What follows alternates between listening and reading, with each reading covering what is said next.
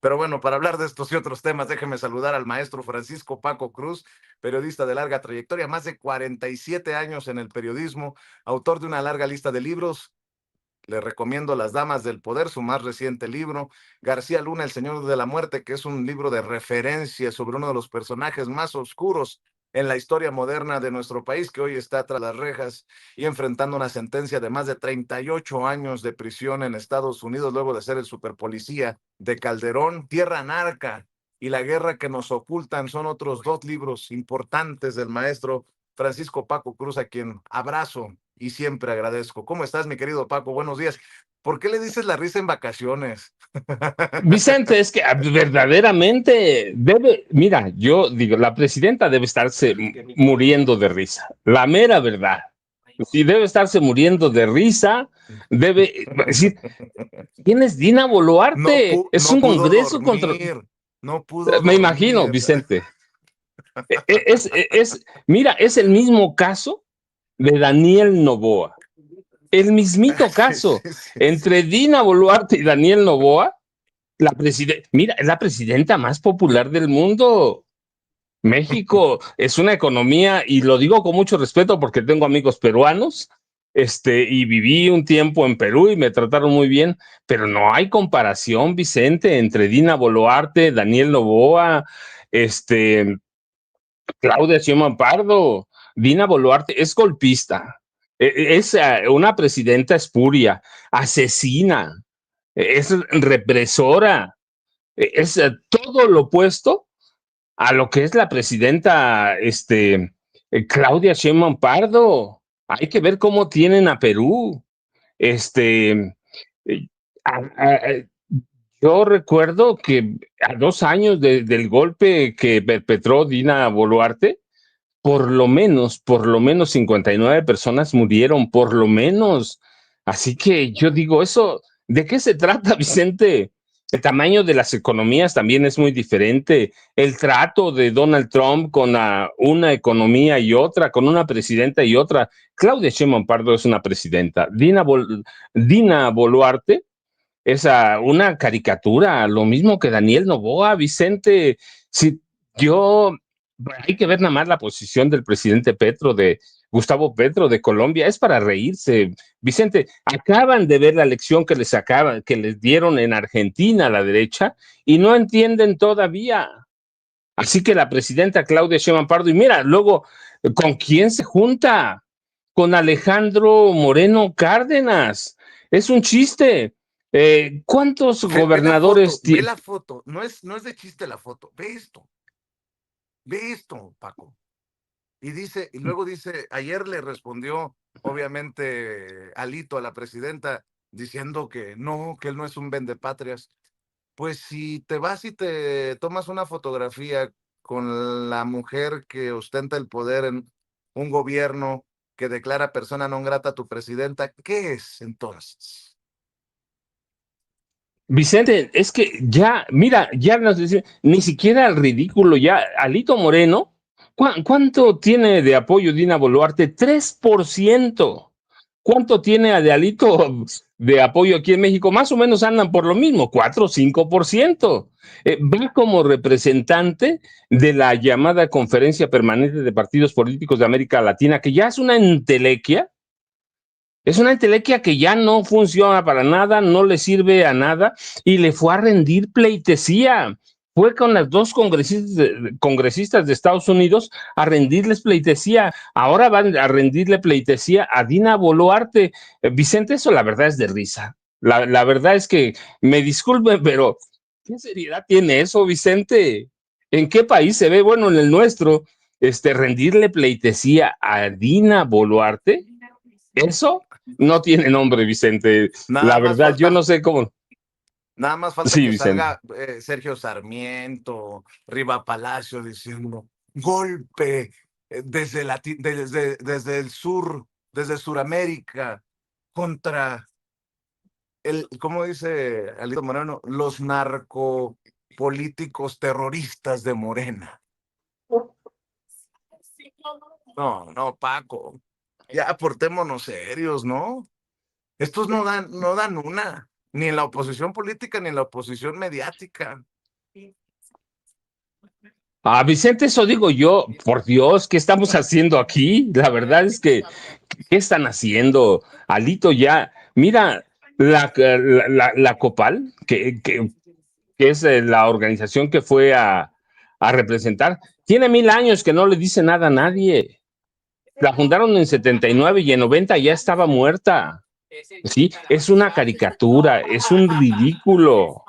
Y luego, dirigida por Alejandro Moreno Cárdenas, Vicente. Lo único que falta es que cambie los estatutos y se haga líder vitalicio, que tampoco lo descarto, pero la verdad es una vergüenza, Vicente. Alito, Dina Boluarte, no sé, Vicente, ¿a qué está jugando Alejandro Moreno Cárdenas?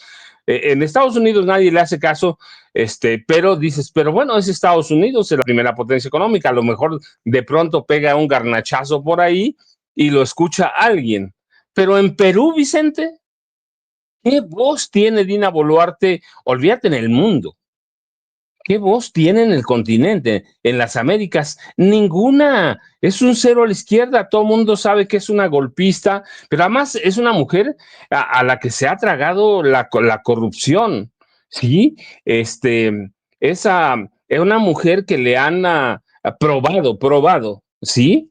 Delitos de cohecho, delitos de sobornos.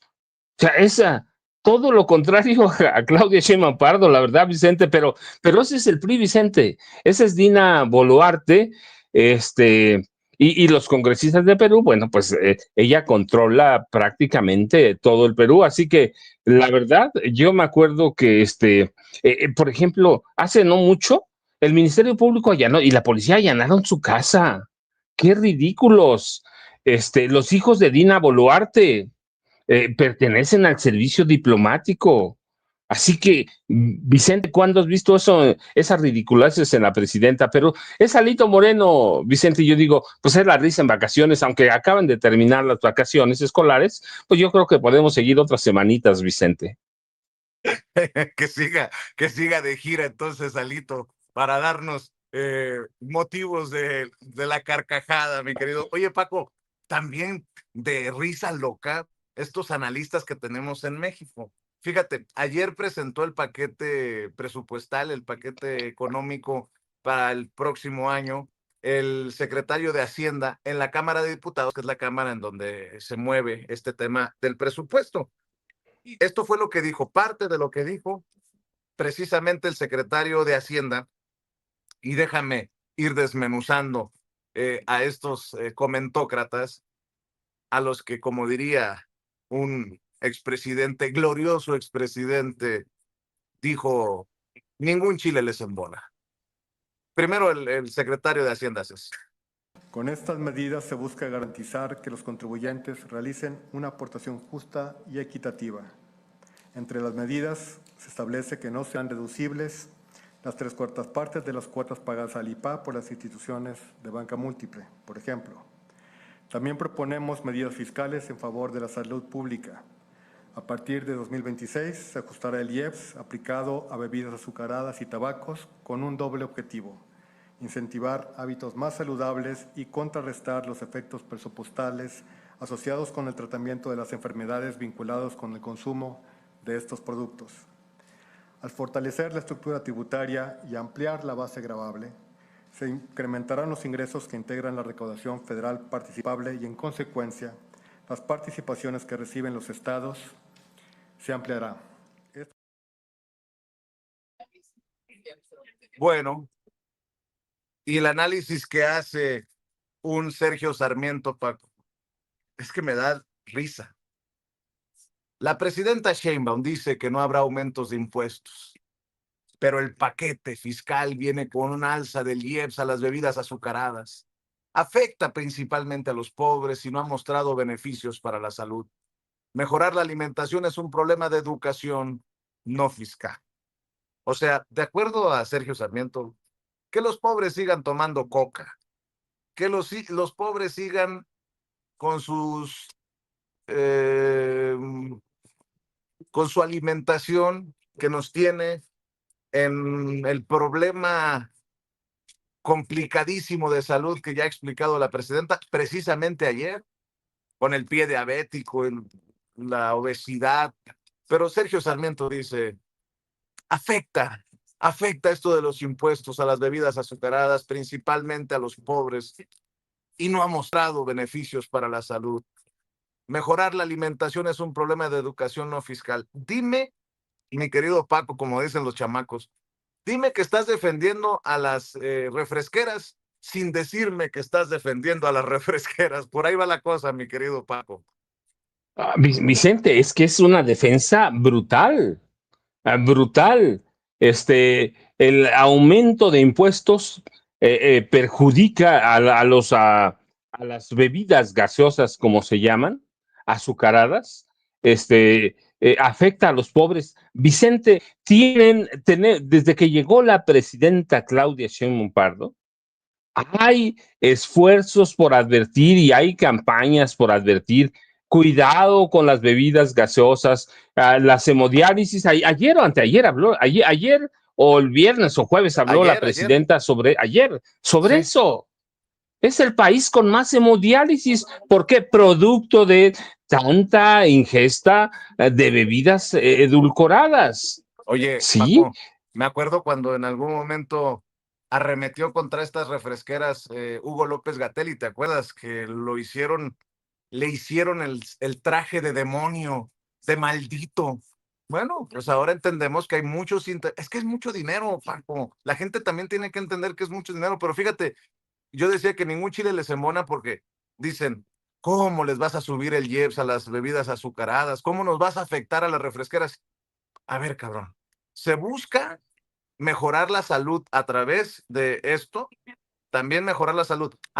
Pero también se quejan del sistema de salud. O sea, ni una ni otra. Perdón, Paco, por interrumpirte.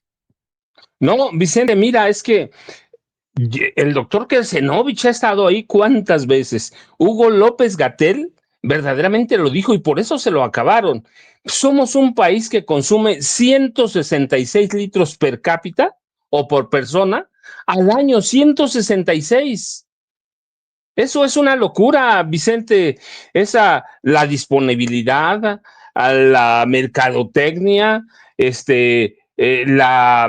la presentación de la industria líder en el país. Mira, fíjate, en 2014 estaba preparando una investigación para uno de mis libros que se llama Los Depredadores. Y hice una especie de encuesta con una metodología sobre las principales cadenas nacionales. Y solo había 2 cadenas nacionales verdaderamente que llegaran al 97% de cada rincón de este país. Y una de ellas era la Coca-Cola, Vicente. La gente no tenía leche, no tenía agua, pero tenía Coca-Cola.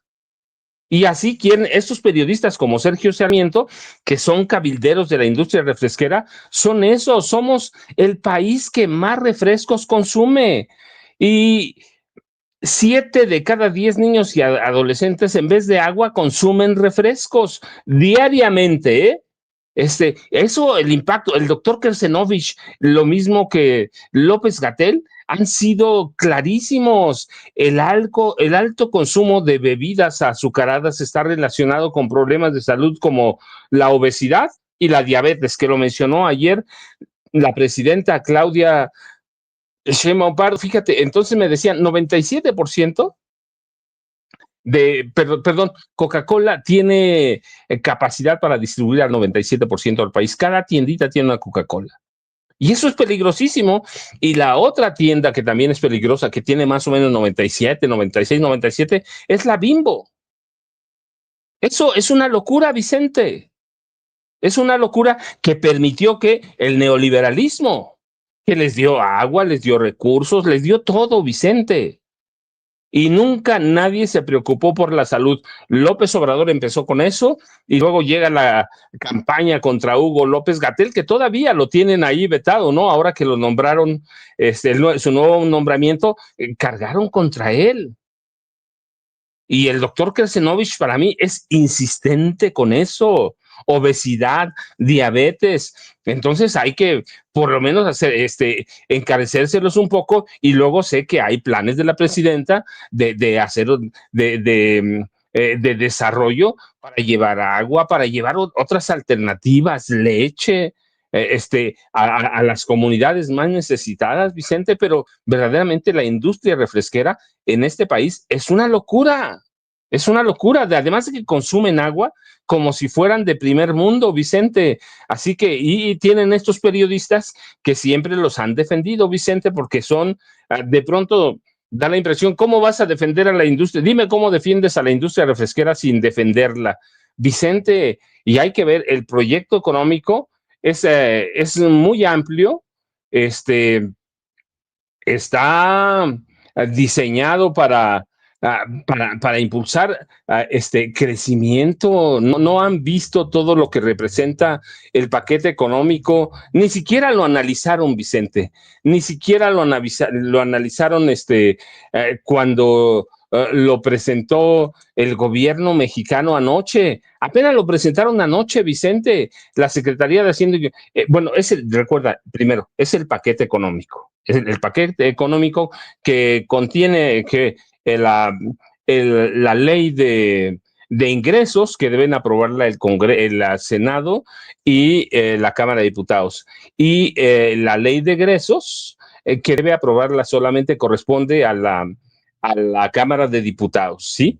Este paquete económico propone un crecimiento para 2026 de entre 1.8 y 2.8%.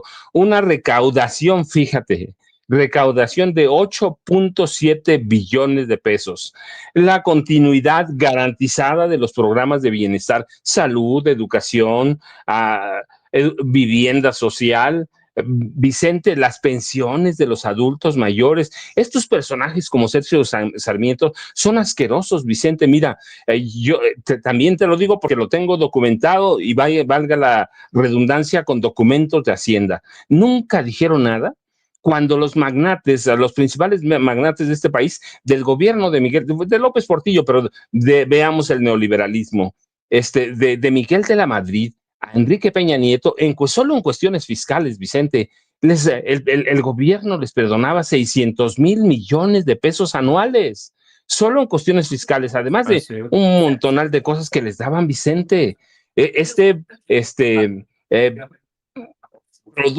paquete prevé entregar 3% del Producto Interno Bruto a los programas sociales que van a beneficiar al 82% de las familias mexicanas, incluidas las pensiones de mujeres para el bienestar, las pensiones para adultos mayores y las pensiones para personas con discapacidad, Vicente. O sea, no vieron otra cosa más que el impuesto el aumento, ¿sí? Hay también aumento a bebidas, a tabaco, a videojuegos violentos, Vicente. Tenemos un país que padece una epidemia de violencia y es lo que están viendo, pero todo lo otro que propone generoso el presupuesto, el paquete económico, no lo han visto, Vicente.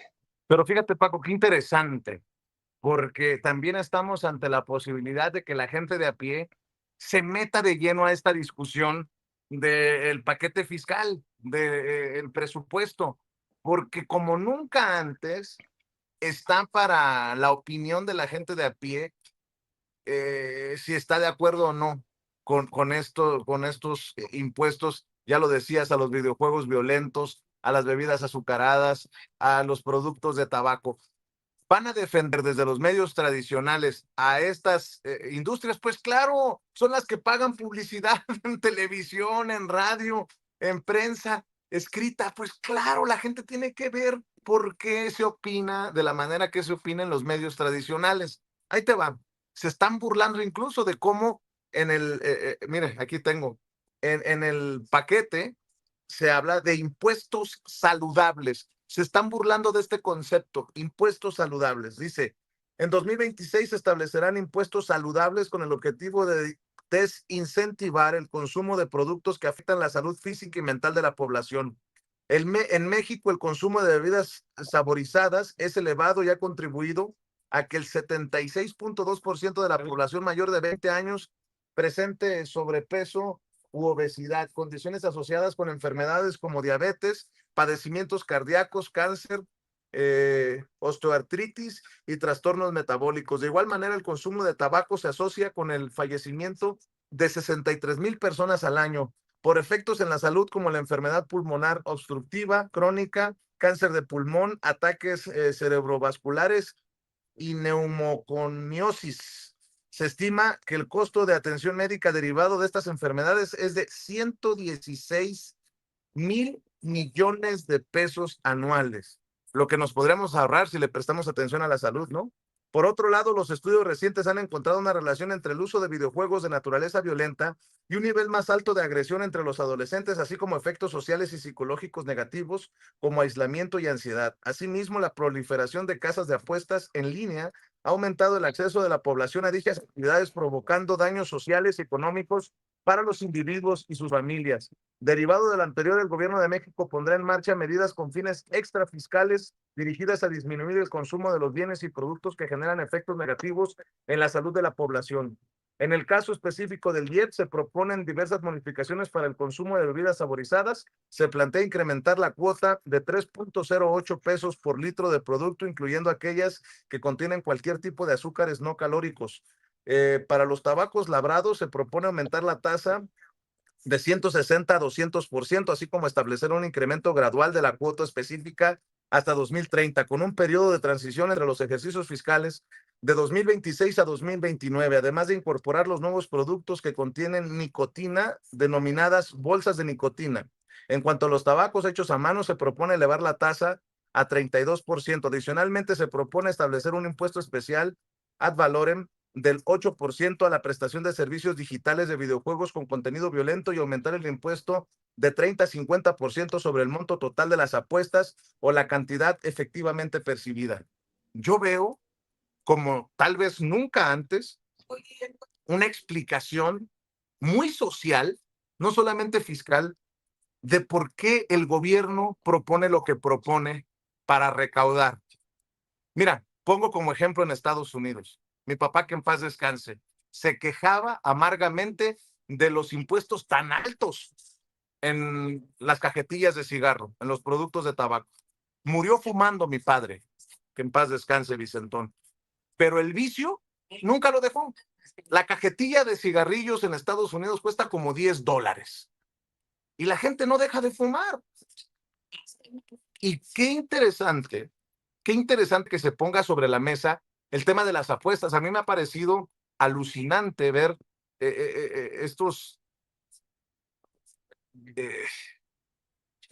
esta industria que deja cada vez más personas en la calle. Tengo amigos que se han consumido en las apuestas, mi querido Paco. Yo no veo cómo alguien que no tenga un interés de alguna de estas industrias que recibe lana vaya a defender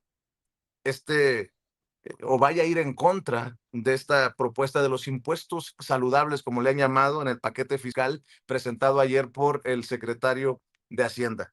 Impuestos a las bebidas azucaradas, que nos tienen en la situación de obesidad y de diabetes en nuestro país. No tengo que explicar mucho. Impuestos para los cigarrillos, que también generan una gran cantidad de muertes en nuestro país. Creo que los que fuman, incluso los que fuman, saben que se están matando poco a poco. En mi caso, nos estábamos matando poco a poco porque dejé de fumar. El tema de los videojuegos violentos, habría que preguntarle a los padres de familia, no necesariamente escuchar a los que se dicen expertos como Sergio Sarmiento. Y el tema de las apuestas, yo creo que hay que, a lo mejor no aplaudir, pero sí entrarle al debate serio, mi querido Paco Cruz.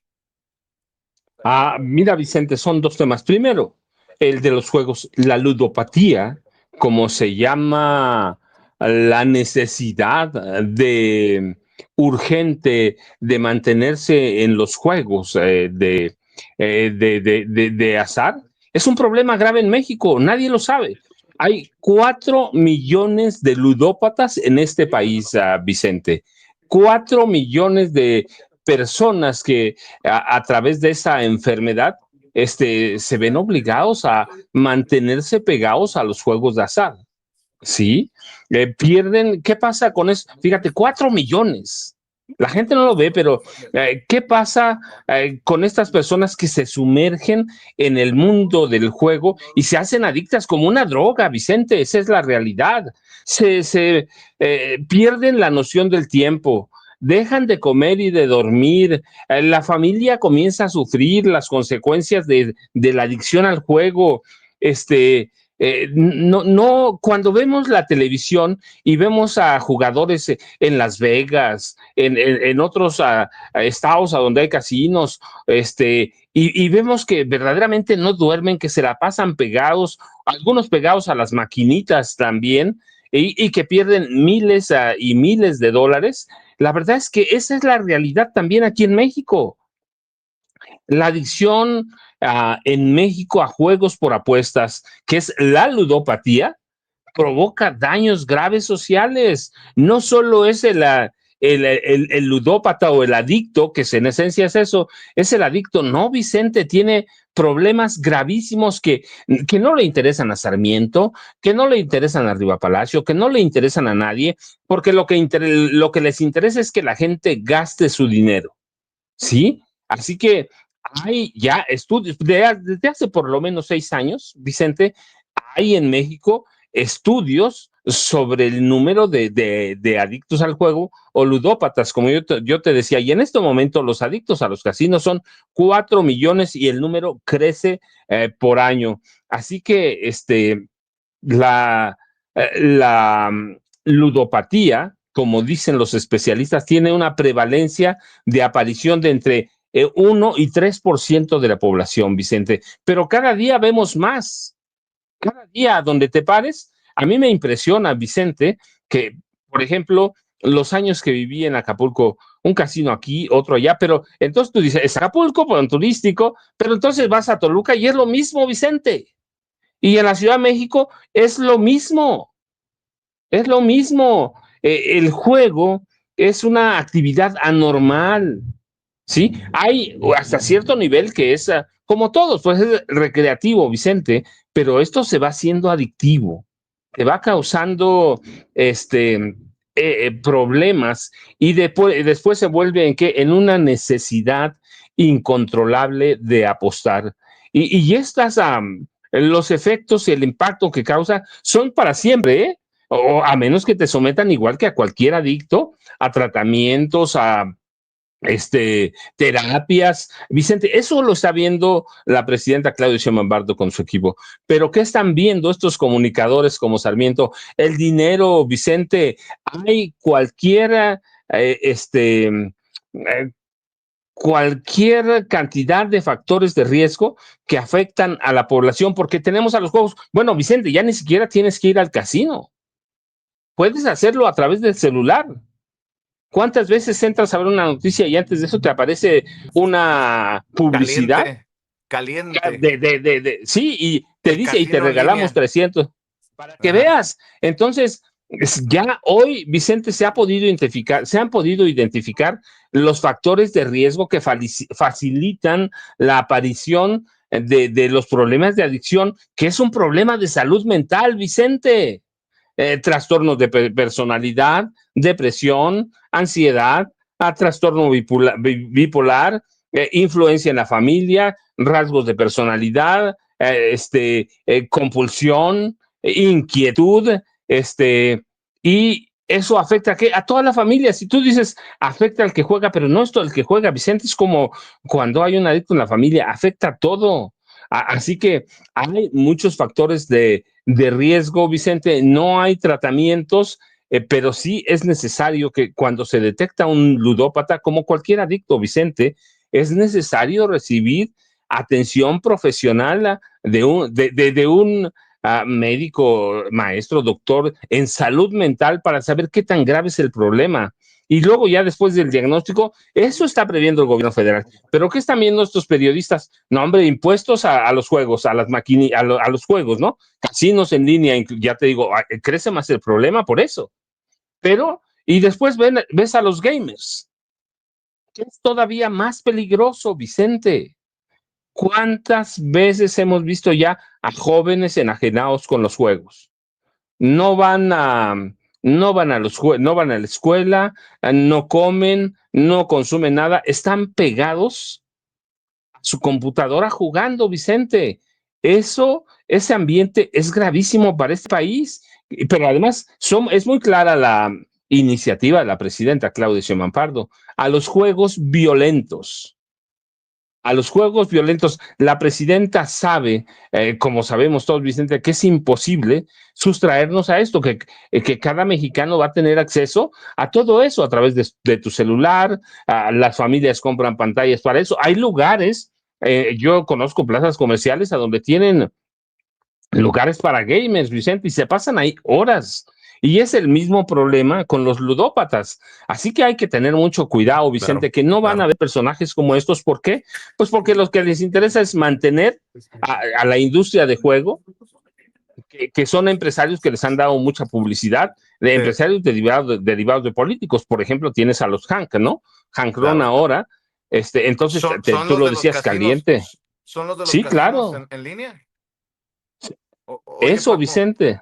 fíjate, Sí. pero decía que ningún chile les embona a estos comentócratas, ¿no? Ayer estaban criticando lo que dijo la presidenta, este acuerdo con Cuba, porque tienen un medicamento y un proceso para la curación del pie diabético, como no lo tiene ningún país del mundo. ¡Ay! Los cubanos vienen a, a, a mover el tema de la revolución, a infiltrarse a nuestra sociedad.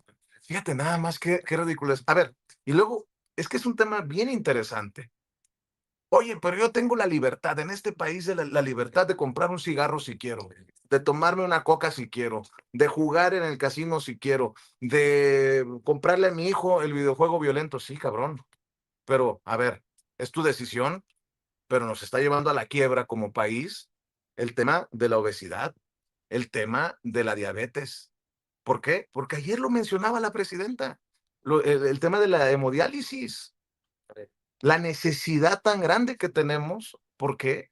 Porque en esta rienda suelta hay una gran irresponsabilidad también de estas empresas que se han eh, hecho más ricas, han generado más millones en México, pero que, pues, a menos que nos diga la presidenta cuánto invierte Coca-Cola, o cuánto invierte Pepsi-Cola, o cuánto invierte Marlboro, o Benson and Hedges, para la salud de los mexicanos, sabiendo lo que se está provocando, o los Subhang, cuánto invierten para tratar la ludopatía en nuestro país. Pero fíjate, déjame, porque sé que va llegando Norman Pearl, ir dejando otros temas también.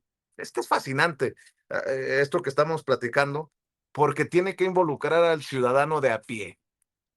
¿Hacia dónde queremos ir? ¿Hacia dónde queremos avanzar? ¿Te quieres seguir matando tú solo? Pues sí, cabrón, pero nos está costando mucho. Oye, yo quiero seguir tomando coca. Te mando saludos, tía Silvia. Te amo. Mira, este tema de la investigación del huachicol fiscal, estaba leyendo que el capitán Abraham Jeremías Pérez Ramírez, uno de los funcionarios de la Marina que recibió sobornos para permitir la operación de una red de huachicol fiscal, se suicidó ayer en sus oficinas de la Unidad de Protección Portuaria de Altamira. Así lo han confirmado fuentes federales. Así que se suicida este jefe aduanal que recibió sobornos. Se desempeñaba como titular de la Unidad de Protección Portuaria y está señalado en la investigación de la Fiscalía General de la República como uno de los funcionarios que recibió dinero a través de intermediarios en la red que tejió el vicealmirante Manuel Roberto Farías Laguna y su hermano, el contraalmirante Fernando. De acuerdo con una lista que obra en el expediente de investigación, el capitán Abraham Jeremías Pérez Ramírez obtuvo 100,000 pesos cuando se desempeñaba como responsable de la Unidad de Protección Portuaria de Tampico y permitió la descarga en ese puerto de un huachibuque en abril de 2024. A ver si no nos dicen que el señor se suicidó, pero de un balazo en la nuca, ¿no? Eso quiero dejar sobre la mesa. También, mi querido Paco, también quiero mencionar el tema del cártel de Sinaloa, porque la DEA presume, presume un ataque directo al cártel de Sinaloa que llevó a la detención de más de 600 presuntos miembros del cártel de Sinaloa entre el 25 y el 29 de agosto. Pregunto si estas también son las consecuencias de los acuerdos que están haciendo con los grandes capos del cártel de Sinaloa las autoridades estadounidenses. Ya abordarás los temas, mi querido Paco. Déjame saludar al querido Norman Pearl, que también se suma. Hoy me decía Ceci que no llega el maestro Jaime. Le mando un abrazote a Jaime Hernández. Seguro se le descompuso la alarma o no Se va de cantó el vacaciones, gallo. Vicente. Pues mientras no sea como Alito, pero... Mi querido Norman, ¿cómo estás? Muy buenos días. Hola, ¿qué tal, Vicente? ¿Cómo estás? Buenos días a la audiencia, ¿no? Es el maestro Paquito el Hermoso. A tus órdenes. Oye, pues hay muchos temas sobre la mesa. Este paquete fiscal presentado ayer habla de impuestos saludables y desde mi perspectiva creo que como nunca antes, yo emocionado de esta posibilidad, aunque ya veo a muchos defendiendo lo indefendible. Y bueno, el tema de Alito Moreno en Perú, Perú que declara persona non grata a la presidenta Claudia Sheinbaum Pardo. En fin, mi querido Norman, tú dices por dónde le entras. Pues mira, a mí me interesa particularmente el presupuesto. Es un presupuesto que, entre otras cosas, tiene condiciones de carácter social. Por ejemplo, atacar o simplemente grabar de una forma más alta a la industria chatarra, pues tiene sentido, ¿no? Y el sentido no solo es recaudatorio, es un sentido de carácter social, de carácter sanitario, y siento que son de las cosas que nosotros debimos como país hacer hace muchos años. Creo que esa es una de las grandes herencias que deja Hugo López-Gatell en su lucha sin cuartel en contra de esta industria que ha afectado tanto a las personas. Yo creo que es cierto, lo decía, alcancé a escuchar cuando hablaba sobre la importancia también de que cada quien decida su propia muerte, ¿no? O sus enfermedades en los últimos años de vida, o enfermedades que truncan vidas, pero también es importante que el gobierno, como un órgano rector, vaya estableciendo ciertas condiciones que nos ayuden a tomar decisiones. Me parece que esto es importante, muy importante, y pues también siento que nosotros tenemos que decidir sobre bases más inteligentes. A veces cuando te golpea el bolsillo, cuando tú dices, es que estos cigarros que antes me costaban X, yo no fumo, pero bueno, supongo que era un gasto oneroso en muchos casos, y que el gasto, claro, el gasto más importante es el gasto de salud, ¿no?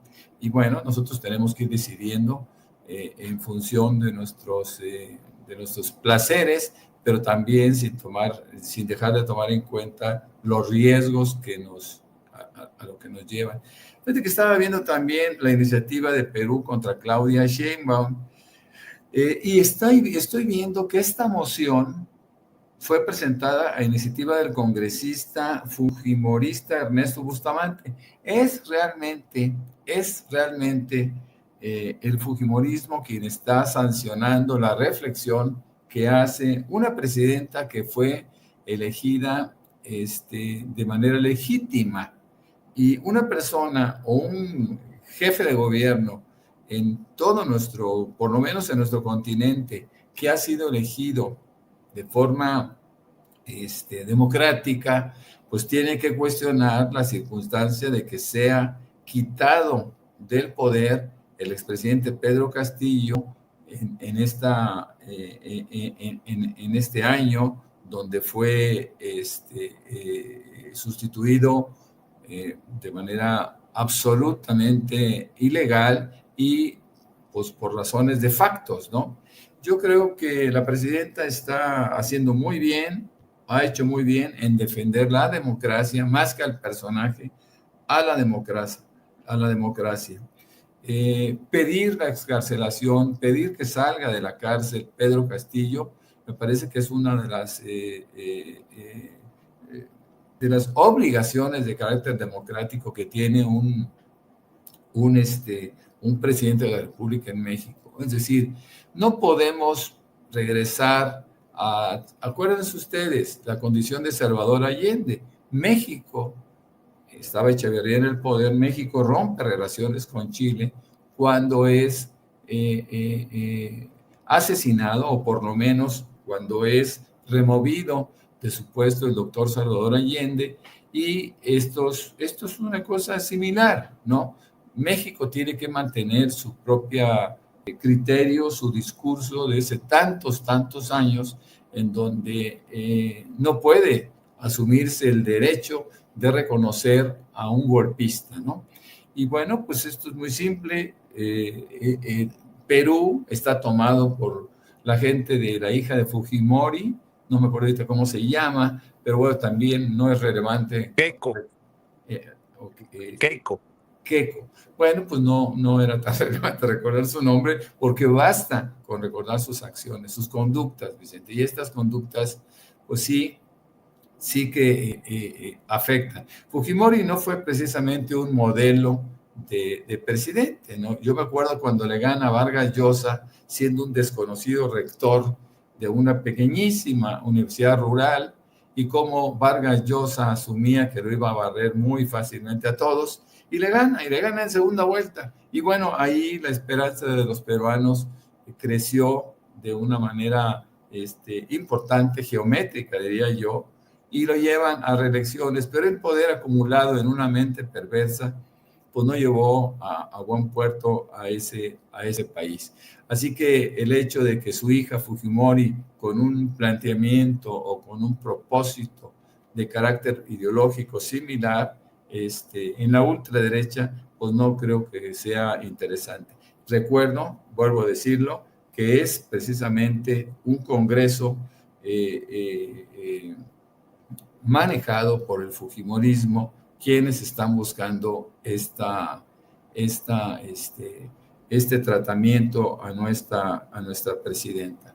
Yo creo que México pues, debe seguir actuando como lo ha venido haciendo. La congruencia es fundamental, no solo porque es lo que deseamos los mexicanos, sino simplemente porque es algo que ellos también, como gobierno, quieren mandarnos en términos de señal, mi querido Vicente, Paco.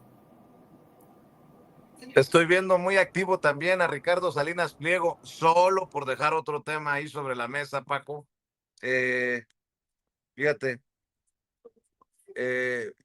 todo parece indicar, y ahí les va, todo parece indicar que tarde o temprano tendrá que enfrentarse Ricardo Salinas Pliego a que se hable de sus casos, de sus deudas en la Suprema Corte de Justicia, la nueva Suprema Corte de Justicia de la Nación. Y es que en la Suprema se han comenzado a reasignar asuntos que quedaron pendientes con la Corte que tenía a Norma Piña como presidenta, entre ellos obviamente los relacionados, los litigios que tiene abiertos Grupo Salinas de Ricardo Salinas Pliego.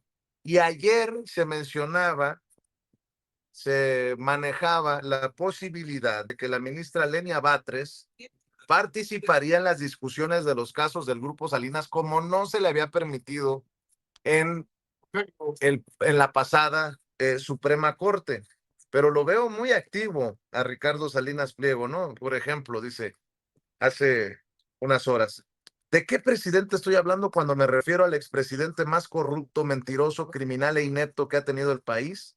Les dejo unas pistas de su gobierno. Crecimiento del país nulo, cifras de pobreza manipuladas, altísima violencia y inseguridad, represión a la prensa, autoritarismo en su máxima expresión, corrupción institucional y familiar, aliado del crimen organizado, se jodió en la economía del país, mentiroso, ladrón, traicionero a la patria. ¿Qué odio le tiene al que fuera su amigo Andrés Manuel López Obrador, porque, a ver, me van a decir, ¿y tú cómo sabes que se refiere a Andrés Manuel?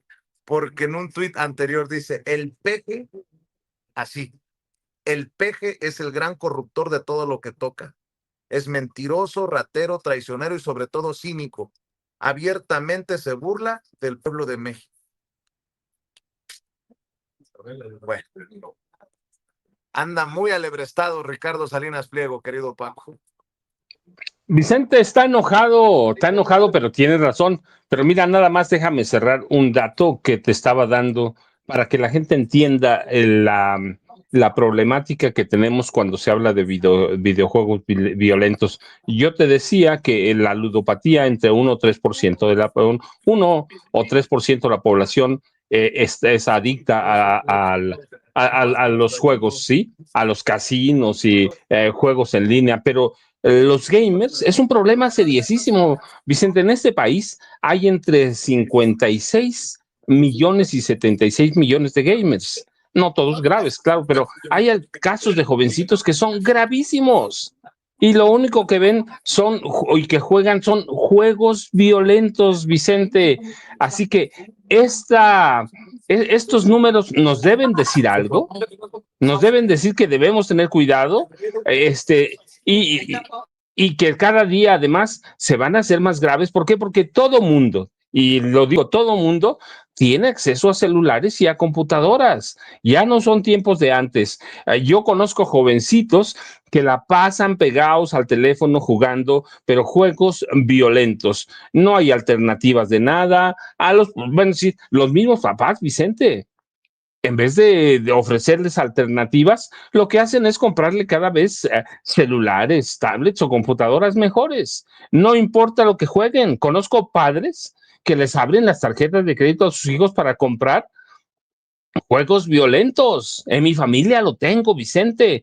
Así que para que tengas estos números en la cabeza, ¿sí? Hasta 76 millones de personas en México, que es más del 50% de la población, tiene acceso o son considerados gamers. Te digo, diferentes niveles de adicción, pero los jóvenes cada vez son más adictos a los juegos, a los juegos peligrosos, Vicente. Lo mismo que los ludópatas, hay que tener mucho cuidado. A mí me preocupa porque conozco la evolución, sé cómo ha ido. Hace por lo menos 5 años tenía en proyecto un libro sobre cómo el turismo y los casinos y las nuevas tendencias del desarrollo de juegos violentos podrían acercar más personas a México. Después se detuvo el proyecto en la Cámara de Diputados, perdón, al poquito más, porque fue todavía en el gobierno de Enrique Peña Nieto. Se detuvo el proyecto por otras cosas, pero esto es peligrosísimo, Vicente. Sí, hablamos de juegos violentos y los jovencitos entre menor edad se hacen más adictos a los juegos violentos. Así que eso les causa lo mismo que a los ludópatas, problemas graves de salud, Vicente. Y eso hay que tomarlo en cuenta. Por eso yo digo, ojo, hay que leer con mucho cuidado. Norman, hay que leer con mucho cuidado eso que está pasando, que son problemas serios, Norman Vicente. O sea, está justo por entrar a Palacio Nacional, pero ¿cómo ves tú estos casos de la nueva corte con Lenia Batres Guadarrama, Norman? Fíjate que antes de ser elegidos los nuevos ministros de la Corte, muchos nos preguntábamos el perfil, no solo ideológico, el perfil de carácter judicial, su experiencia, sus conductas que eventualmente tuvieran, porque tenían que ser bastante sólidos en los juicios que se hicieran contra personajes como Ricardo Salinas Pliego. Y pensábamos también en cómo habían hecho a un lado a Lenia Batres por considerarla que no era una persona imparcial en términos es decir, en términos de decisiones contra este señor, Ricardo Salinas Pliego. Pero ayer que conocimos de la designación, es decir, como ponente por parte de la ministra del Pueblo, de la ministra Lenia Batres, pues a muchos nos dio gusto. ¿Por qué? Porque hay una razón. Creo que pocas personas podrían tomar con tanta pasión un tema como estos. México necesita ministros que sean responsables, que sean coherentes con el pueblo. Estamos hablando de un tipo que debe 74,000 millones de pesos al pueblo de México y que en este caso los ministros son intermediarios para poder decidir lo que corresponda. Yo creo que Lenia Batres va a ser justa. No queremos que vaya más allá de lo que le corresponda y estoy seguro que no lo hará, pero Lenia Batres es probablemente la persona más indicada que además conocía de estos casos, justamente por eso se le entregó a ella, porque ella era ministra antes de este cambio de la Corte y fue ratificada de alguna manera y creo que es de las personas que mejor conocía lo que estaba pasando en torno a la enorme deuda que tiene Ricardo Salinas Pliego con el pueblo de México. Me gusta mucho la idea de que sea ella quien haga el estudio, sea ella la ponente y la ponencia seguramente irá en beneficio del pueblo y en contra de un individuo que ha estado jugando con la justicia en México, ¿no? Acuérdense que estas deudas, prácticamente todas, vienen desde hace muchos años, ¿no? Vienen desde los gobiernos de Fox, de Calderón y obviamente de Peña Nieto, que quiso pasar de noche y escondieron expedientes también, pero la Corte finalmente toma la decisión de defenderlo a través seguramente de algunos beneficios y varios ministros se involucran en este fraude al pueblo de México. Así que hablar de Ricardo Salinas Pliego es hablar de un tipo que está herido de muerte. Hemos visto cómo la revista Forbes lo está ubicando con un diminuto, valga el término, capital de 4,900 millones de dólares, cuando el tipo ostentó la cantidad de 13,900. Y además, cuando digo ostentó, me refiero también a su circunstancia de estar restregándole al pueblo de México su dinero, sus lujos, sus yates, sus viajes en aviones privados, la posibilidad que él se podía dar y que los mexicanos no. Inclusive empezó a hacer pequeñas rifitas de algunas cositas que rifaba, humillando al pueblo de México que se acercaba a él, pues algunos por morbo y otros por necesidades, ¿no? Así que bueno, yo creo y veo con mucho entusiasmo que ya inicie este proceso y que pague lo que debe. Cuando yo hablo de 4,900 millones de dólares, obviamente pues yo no me lo saco de ninguna chistera. Esto, insisto, lo publica la revista Forbes. Estamos hablando de que si el tipo tiene 4,900 millones y debe 74,000 y eventualmente tuviera que pagarlos en el plazo que ustedes quieran, pues se podría disminuir la fortuna de alguien que tuvo 13,900 a solamente 1,500 millones de dólares, que para cualquier mortal mexicano, o yo diría que universal, es una cantidad extraordinaria, pero estos que son amasadores de fortunas, pues seguramente se sentiría perdido y como él mismo dice, me quieren quebrar. No, él solo se ha quebrado, ¿no? Y él ha afectado a muchísima gente del pueblo con esos intereses leoninos, con esas ventas de productos que él hace con cantidades exorbitantes, aprovechándose de las necesidades del pueblo. Así que vemos con mucho gusto, con agrado, con entusiasmo, con ilusión inclusive, que este tipo y todos los que estén en una circunstancia parecida a él sean sancionados por la Corte y sea la Corte quien ejerza el papel que todos deseamos. Sí, yo también estoy convencido, como Norman, que la nueva corte tiene que dar otros resultados. Lenia Batres Guadarrama va a analizar el primer amparo. Este es corto por 66 millones de pesos más o menos, y ahí ya lleva, el caminito lleva que eh, a Arístides Guerrero García, otro nuevo ministro, va a analizar otro caso de Salinas Pliego, uno por 33,000 millones de pesos, que estaba en la ponencia de Alberto Pérez Dayán en la vieja corte y que era uno de los ministros que protegía a, a Ricardo Benjamín Salinas Pliego. Y es el mismo caso que de Lenia Batres, que bien lo desmenuzó Norman. Tiene que mostrar, se espera profesionalismo. Arístides, la verdad es que es un tipo muy conocido, ¿eh?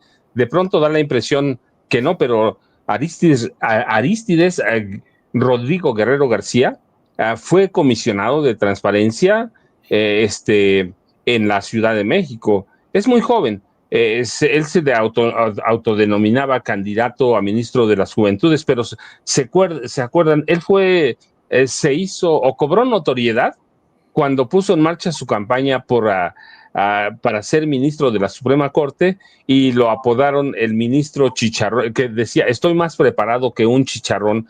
Así que Lenia Batres va a abrir el camino con el análisis a un dictamen por 67, y luego Arístides Rodrigo Guerrero García sigue el camino con otro análisis por un crédito fiscal o un adeudo fiscal, que es como lo entendemos nosotros, por 33,000 millones de pesos. ¿Qué va a pasar? Yo espero lo mismo que Norman.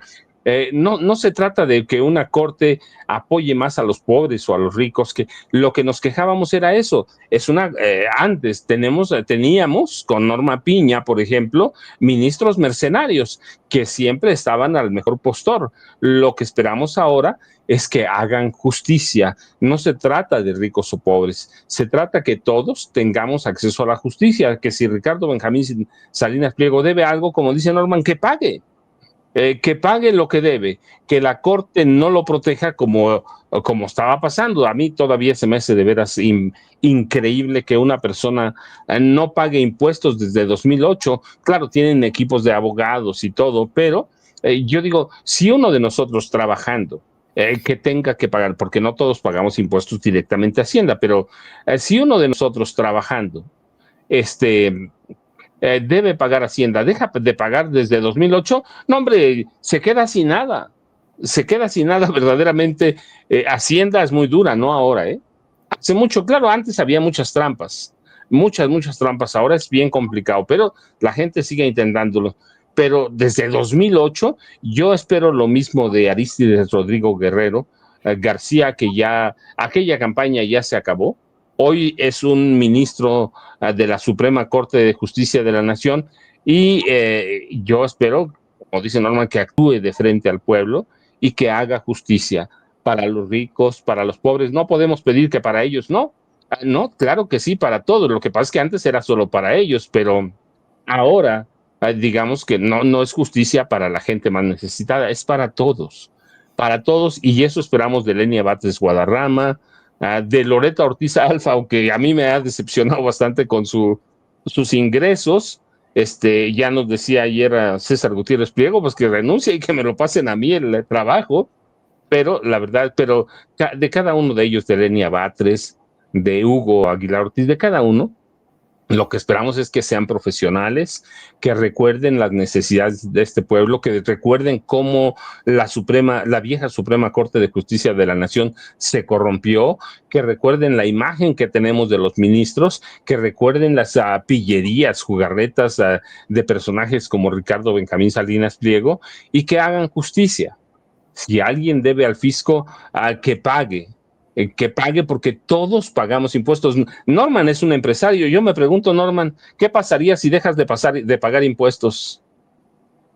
No, pues me va acumulando, me va como feria, pierdo, me pueden requisar, me pueden quitar mi empresa, en fin, yo creo que todo. Pero mira Paco, algo que es bien importante es entender desde un principio que cuando una persona decide crear una pequeña empresa o una gran empresa, pues tiene que tener en mente la justificación social. Yo siempre lo he dicho, no hay un empresario que se asuma con justificación social si no ofrece sueldos decorosos, si no paga impuestos y si no tiene un producto que pueda satisfacer requerimientos de la población.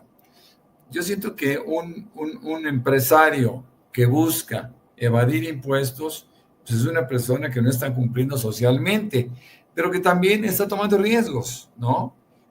Realmente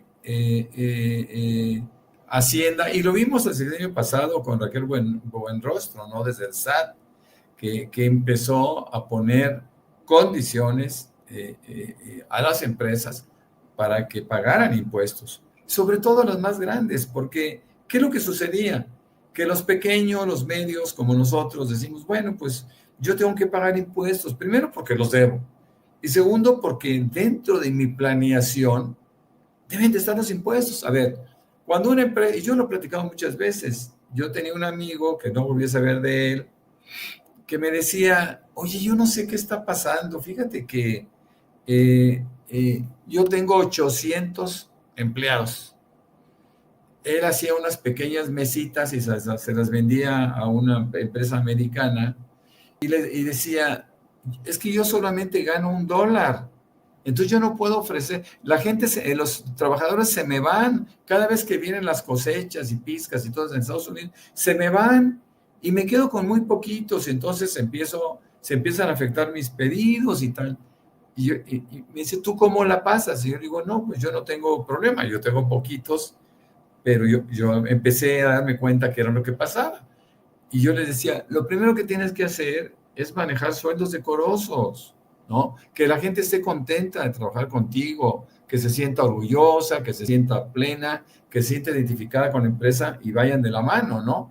Pero si tú no pagas sueldos adecuados, pues seguramente la gente se te va a ir. Oye, se te va a tirar gente, le digo, no se va a ninguno, nunca.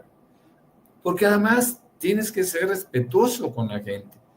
Entonces, después me confesó que él pagaba el salario mínimo. Me dijo, pues es que les pago el salario mínimo. ¿Qué más quieren? Y sus prestaciones. Y le dije, no, es que ese no es un mecanismo para convencer a nadie, ¿no? La gente no puede vivir con un salario. Esto fue hace muchos años. La gente no puede vivir con un salario mínimo y tú tienes que pensar en sus necesidades y ponerte en sus necesidades. Entonces, el empresario que asume que explotando al trabajador o no pagando impuestos va a ser exitoso, no es cierto, es un fracasado. Cualquier empresario que acuda a estas opciones para ganar dinero, en primer lugar, no lo está ganando, lo está robando. Así que el caso de Salinas Pliego, pues es el mismo. Es un hombre que debe los impuestos, que él decidió a través de mecanismos legales ir evitando el pago. Lo único que hacía era ir acumulando la multa. Él dice, es que yo no debo eso, yo debo la 10ª parte. Está bien, pero lo que es importante es que tienes que pagar recargos y tienes que pagar multas, porque esa es la condición. Eso es lo que todo mundo hacemos y eso tú lo tienes que hacer. Así que si no es capaz de actuar como empresario, pues bueno, simplemente que venda su empresa a un empresario, ¿no? O sus empresas, a un empresario que decida hacer de esas empresas algo por lo menos digno, ¿no?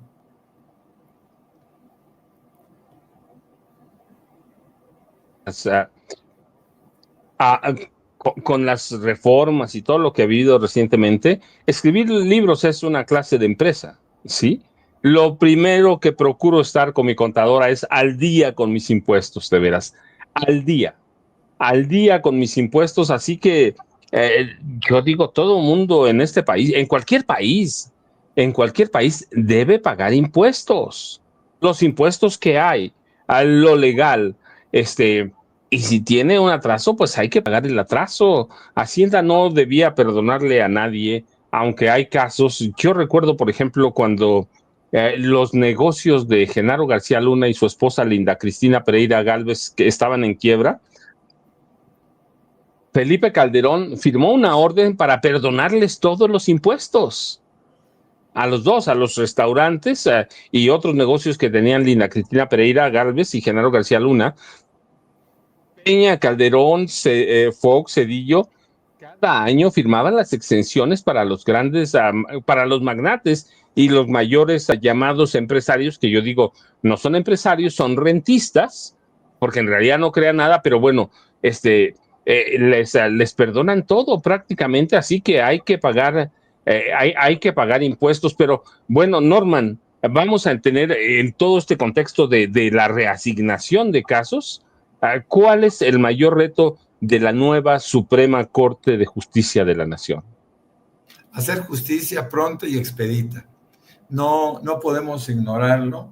La justicia en México se ha retrasado, en especial en beneficio de los desposeídos, la gente que no está en capacidad de defender sus casos o sus cosas con dinero, como se solía hacer en este país. Yo creo que el comportamiento de la Suprema Corte, ahora sí vigilado por el Tribunal de Justicia, hará que cada día la justicia en México sea una justicia, la justicia esperada, ¿no? La justicia para todos, igual, porque todos debemos de tener la misma posibilidad. Aquí también tenemos que luchar contra la desigualdad, mi querido Paco. Así, yo estoy de acuerdo con Norman, ¿eh?